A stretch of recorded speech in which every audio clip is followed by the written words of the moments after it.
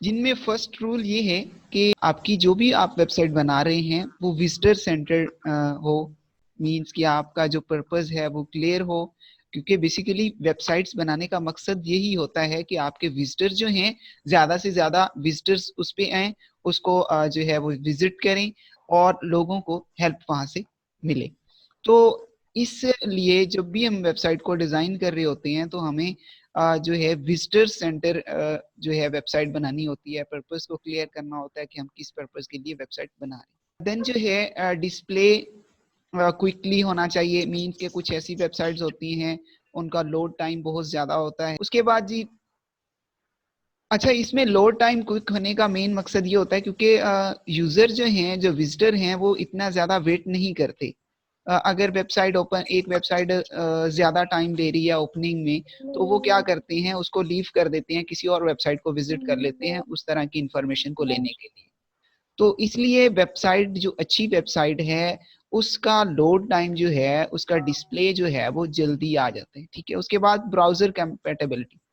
Browser compatibility का मतलब ये है कि आप जो वेबसाइट बना रहे हैं वो सब ब्राउजर में चलनी चाहिए। समटाइम ऐसे होता है कि जो वेबसाइट बनी हुई होती है उसके लिए ब्राउजर्स को रिकमेंड किया होता है कि अगर आपने ये यहाँ पे अप्लाई करना है तो उसके लिए आप फलां वाला ब्राउजर यूज करें, इंटरनेट एक्सप्लोरर यूज करें, मोजिला फायरफॉक्स यूज करें या गूगल क्रोम यूज करें, ये मेंशन किया हुआ होता है। तो एक अच्छी वेबसाइट जो है वो ब्राउजर कंपेटेबल होनी चाहिए, मींस के किसी भी ब्राउजर में जो विजिटर है उसके ऊपर ये चेक नहीं लग जाना चाहिए कि आप इस वेबसाइट को जस्ट इसी ब्राउजर में ओपन कर सकती हैं।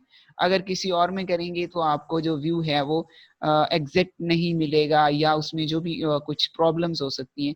तो अच्छी वेबसाइट जो है ये उसके जेडीज में नहीं होता कि वो ब्राउजर कंपेटिबल ना हो, मींस कि उसके ऊपर आप चेक ना लगाएं, जिस ब्राउजर में यूजर की मर्जी है वो ओपन करना चाहे, वेबसाइट जो है वो ओपन हो जाए और इफेक्टिवली हो जाए। उसके बाद नेविगेशंस जो हैं किसी भी वेबसाइट के, ये काफी ज्यादा इंपॉर्टेंट होते हैं। मींस के नेविगेशन का मतलब ये है कि वो आपकी एक बार नजर आ रही होती है जिसकी मदद से हम एक पेज से दूसरे पेज पर जा सकते हैं। स्टूडेंट्स, आप लोगों ने देखा होगा डिफरेंट वेबसाइट्स के ऊपर नेविगेशन डिफरेंट तरीकों से डिजाइन की हुई होती है।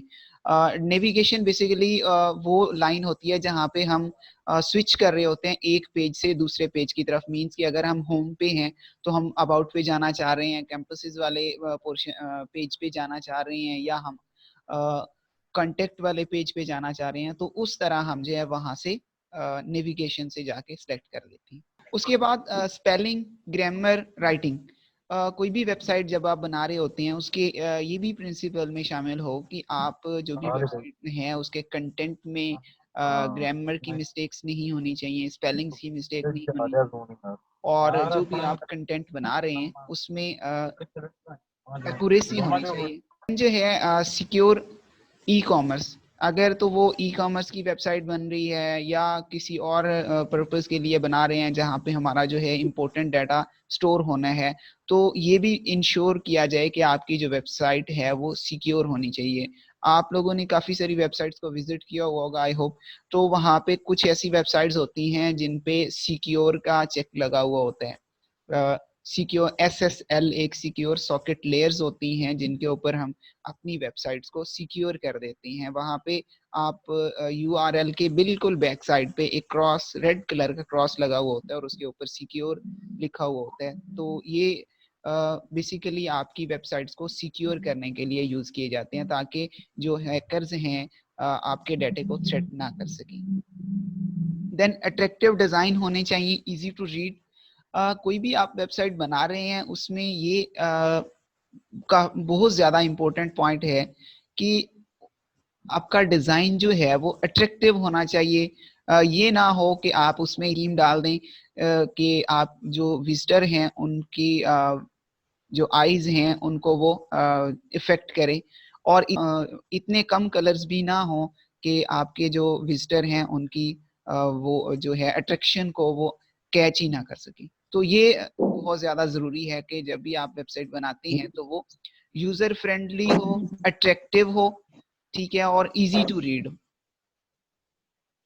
उसके बाद जो भी आप वेबसाइट्स बना रहे हैं वो कल्चर जो है वो आपके कल्चर को रिप्रेजेंट कर रही हो, मींस कि आप क्योंकि हम इस्लामिक कल्चर है तो हम कल्चर्स के अगेंस्ट जो है अगर वेबसाइट्स बनाएंगे तो ये जो है वो रूल्स के खिलाफ है।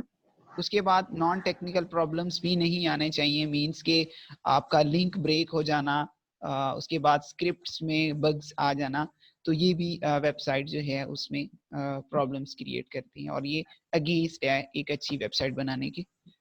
उसके बाद maintainable separate content from style. Maintainable का मतलब ये है कि जब आप एक वेबसाइट बना देते हैं, बनाने के बाद आप उसको लॉन्च कर देते हैं सर्वर के ऊपर, तो उसके बाद अगर आप वहां पे कुछ चेंजेस करना चाह रहे हैं, डे टू डे चेंजेस जो हैं उसको हम मेंटेनेबल कहते हैं। मतलब ये नहीं है कि आप एक वेबसाइट बना दें फिर उसके बाद चेंजेस ही ना कर सकें, तो ये भी एक अच्छी वेबसाइट में शामिल होता है कि आप उसमें डे टू डे चेंजेस भी ला सकें। जो है सर्च इंजन एक्सेसिबल हो, मींस के सर्च इंजन ऑप्टिमाइजेशन का आप लोगों ने कॉन्सेप्ट देखा होगा। सर्च इंजन ऑप्टिमाइजेशन में क्या है कि आपकी जो वेबसाइट है वो सर्च में आनी चाहिए। लेट्स सपोज आपने कोई वेबसाइट बनाई है, आप उसका कीवर्ड लिखें, कोई भी वेबसाइट आप कह सकते हैं, एलएमएस की वेबसाइट है या जो भी है, तो अगर आप उसको गूगल में लिखें, गूगल में लिखने के बाद वो सर्च में ही आनी चाहिए, तो ये भी एक वेबसाइट जो है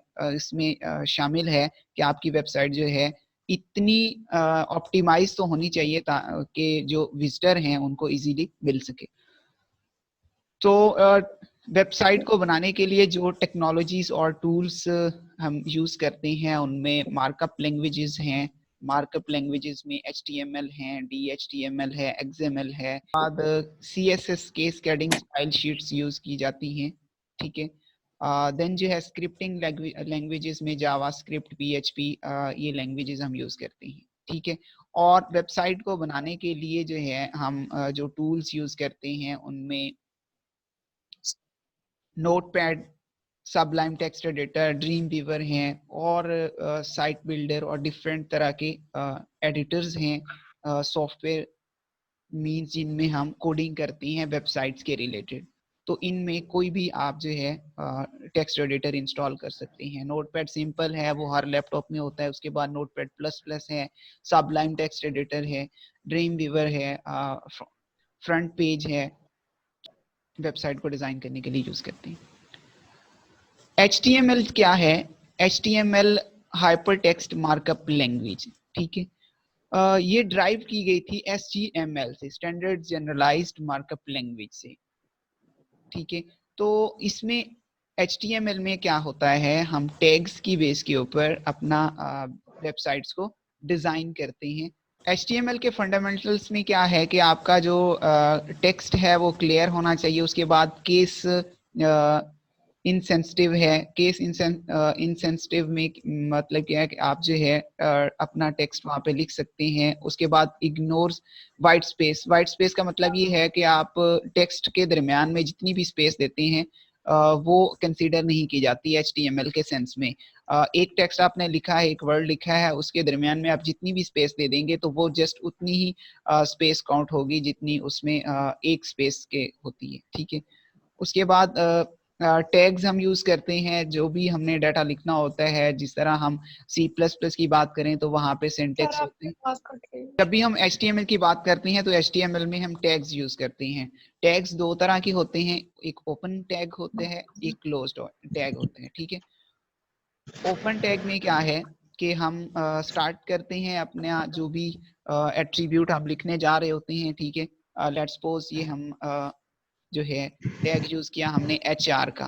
HR मींस हॉरिजेंटल लाइन। जब भी हम टेक्स्ट के ऊपर हॉरिजेंटल लाइन बनानी होती है अपने पेज के ऊपर, तो उसके लिए हम HR का टैग यूज करते हैं। उसके बाद BR का टैग है। BR ब्रेक, लाइन को ब्रेक करने के लिए हम यूज करते हैं। उसके बाद इमेज का टैग है। इमेज का टैग मींस कि आप अपनी वेबसाइट के ऊपर कोई इमेज अपलोड करना चाह रहे हैं तो उसके लिए आप इमेज का टैग यूज करते हैं। ये एक ब्लैंक सी स्क्रीन नजर आ रही होगी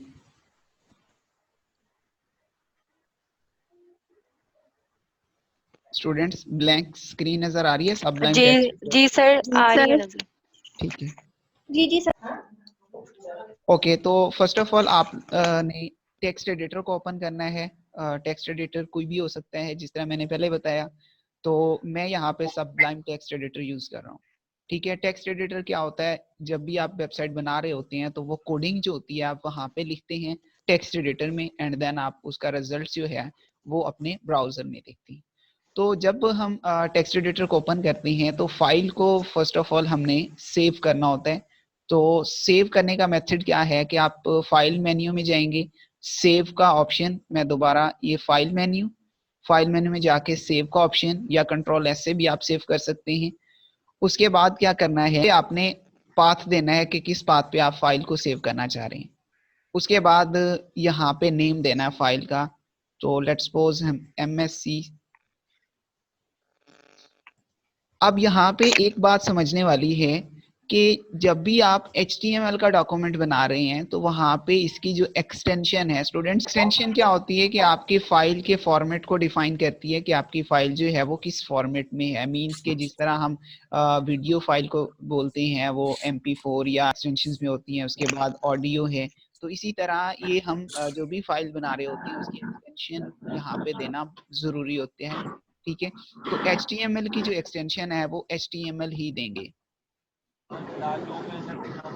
देन हम इसको सेव कर देंगे। सेव करने के बाद जैसा कि हमने बात की कि HTML जो है इसमें हम टैग्स यूज करते हैं, तो टैग्स के लिए आप जो है एंगुलर ब्रैकेट स्टार्ट करेंगे और यहाँ पे HTML।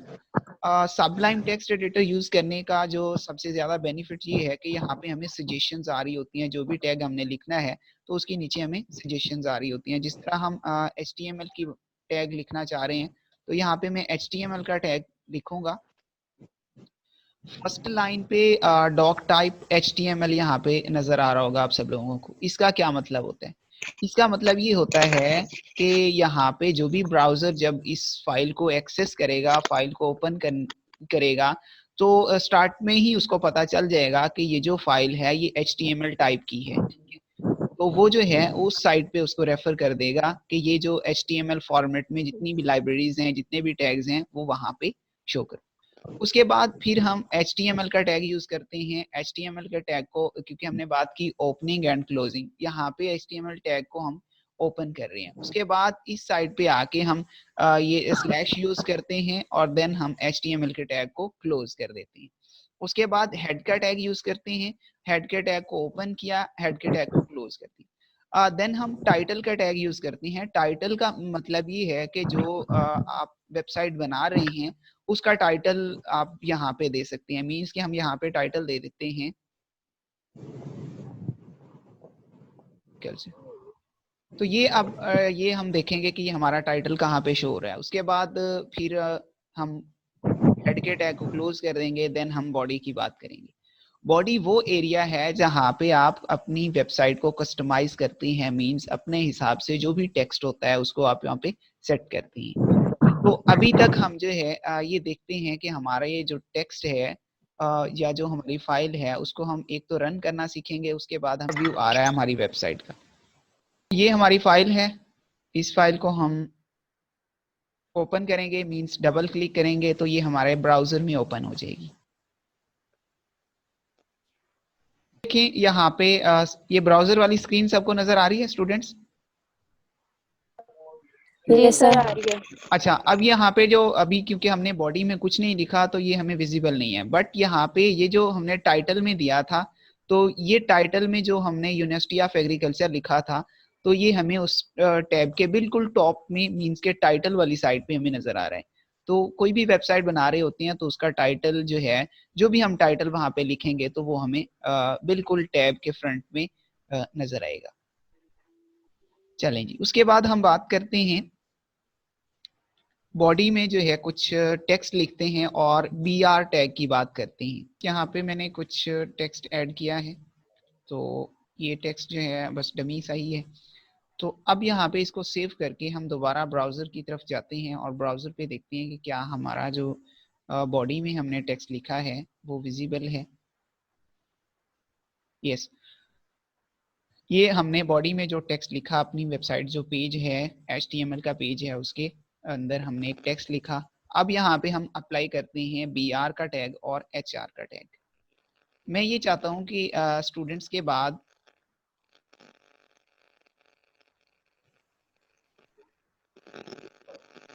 ये हमारा स्टूडेंट वर्ड है, इसके बाद जो है एक ब्रेक आ जाना चाहिए, मींस के जो अगला टेक्स्ट है वो न्यू लाइन पे आ जाना चाहिए।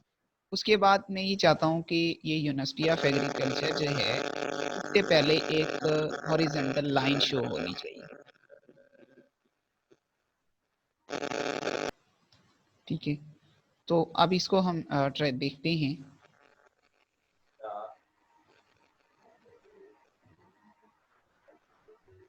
ये देखें स्टूडेंट्स, अब यहाँ पे जहाँ पे मैंने BR का टैग यूज किया था वो लाइन वहां से ब्रेक होके जो लाइन है अगला जो टेक्स्ट था वो नीचे वाली लाइन पे आ गया। उसके बाद जहाँ पे मैंने HR का टैग यूज किया, हॉरिजॉन्टल एक हॉरिजॉन्टल लाइन जो है वो ड्रा होगी और वहां पे मेरा जो टेक्स्ट था वो लाइन के एंड पे आ गया।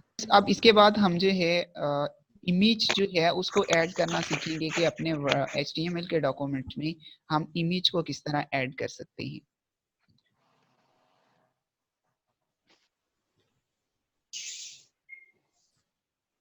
इमेज का टैग हम यूज करेंगे IMG। उसके बाद SRC का मतलब ये है वो सोर्स है जहाँ पे आपकी इमेज जो है वो वहां पे रखी गई है। तो पहले हम अपनी इमेज को देखते हैं कि वो अवेलेबल है।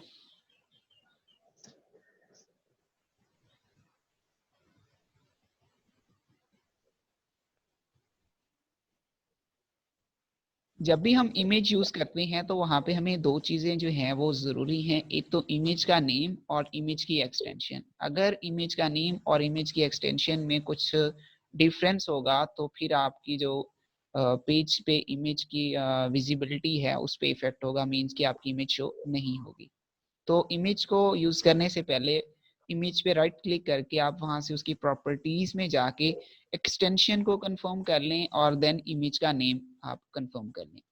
अब मैं ये जो इमेज यूज करने जा रहा हूँ ये JPG की, तो यहाँ पे हम इसकी एक्सटेंशन जो है वो JPG देंगे।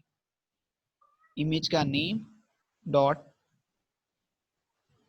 JPG।